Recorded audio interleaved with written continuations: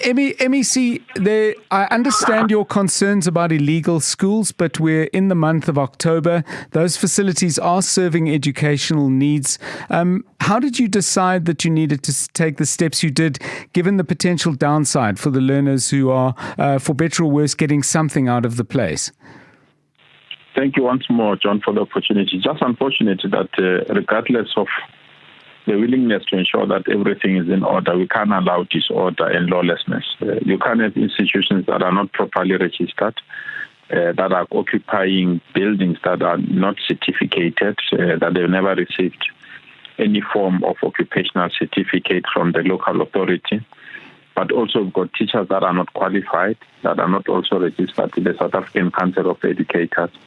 And you don't even know the curriculum that has been followed. So there might be an important institution of education, but if you don't know the curriculum that is being taught, and you don't even have the profile of the learners that are being taught, and you don't even know who is the owner of the school, and you have grades that are hanging. For example, learners are taught from grade R to grade 10. After grade 10, yes, they're thrown in the streets because they can't go to grade 11 and grade 12. And if they can't go to grade 11 and grade 12, it means their 10 years of education becomes meaningless. So we have no choice, John, but to come in and ensure that everything is done properly and it's done according to the law. I understand that one of these schools, MEC, has been going for 10 years. How, if that is indeed correct, how have they been able to go so long, given the gravity of the problems that you've just outlined?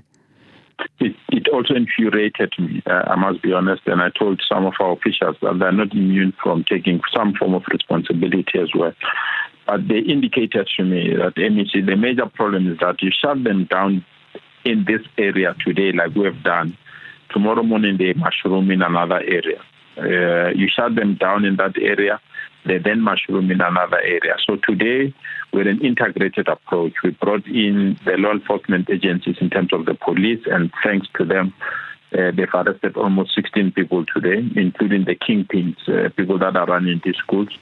We also brought local authorities because they need to authorize the buildings that are utilized. Of all the buildings that we visited today, John, yes, none of it conform with the laws. You know, these are back rooms that are used to sleep at night, and during the day they're converted into classrooms. So it can be hygienic, and it also can be conducive for learning. And we also have people that are teaching there that are not educators. I mean, in one school when I arrived, yes, all the teachers ran away. It's an indication that they know either they're illegal in our country or they are not appropriately qualified to stand in front of learners and say and claim that they're teachers. So we have to clamp them down. We've given them 48 hours, and they're mushrooming all over, John.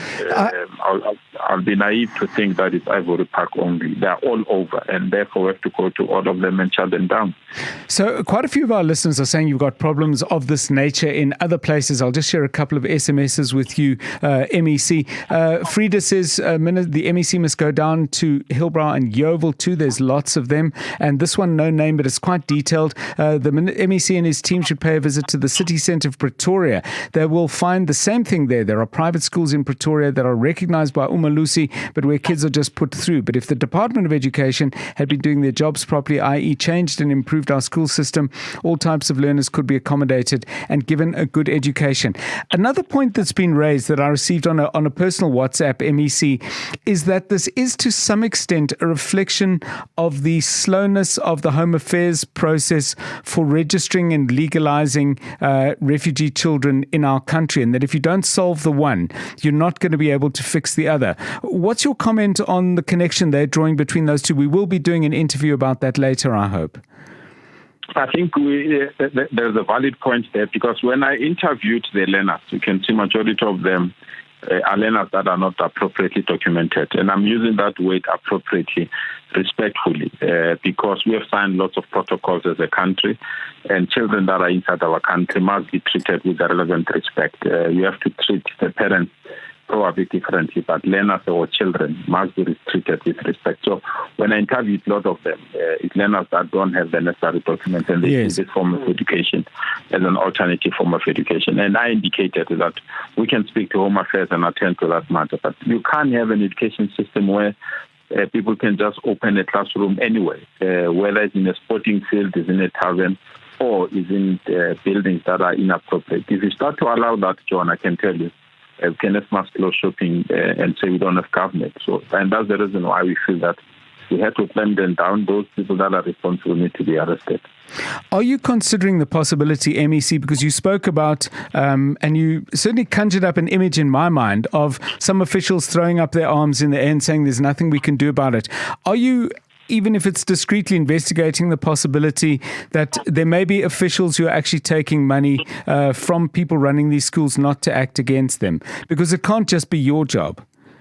I can't rule out that possibility, because when I went through some of their material, academic materials, those materials are only released by the department. And for those materials to land in the hands of those bogus schools, it's shocking and it's worrying. How did they get those academic materials? How did they get those lesson plans and all other things? Others, yes, are easily available within our website or within the department. There are others that are strictly monitored, and they must be issued by officials. So we can't rule out the possibility that they're conniving with some of our officials. So that is why those that are arrested today, hopefully they'll give us the information that we need to finally clamp down on this matter, because we can't just leave it unattended. Even if people can say it's a reflection of the state of our education in our country, in our province, you can't have people that are not qualified to be teachers and say this is the best method of education. It can't be, honestly. Or you want learners to be taught in toilet rooms and other related infrastructure. It can't be. What we need to do, those that are willing to be assisted to identify proper land and build proper schools, will assist them to do so. But you can't convert a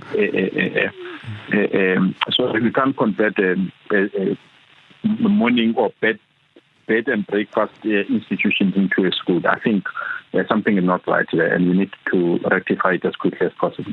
Thank you very much, Panyaza Lesufi, Gauteng MEC for Education, joining us here on 7:02. It's 18 minutes past 4. News, experts, analysis, where things stand. What you need to know. Drive home with John Perlman On 7:02.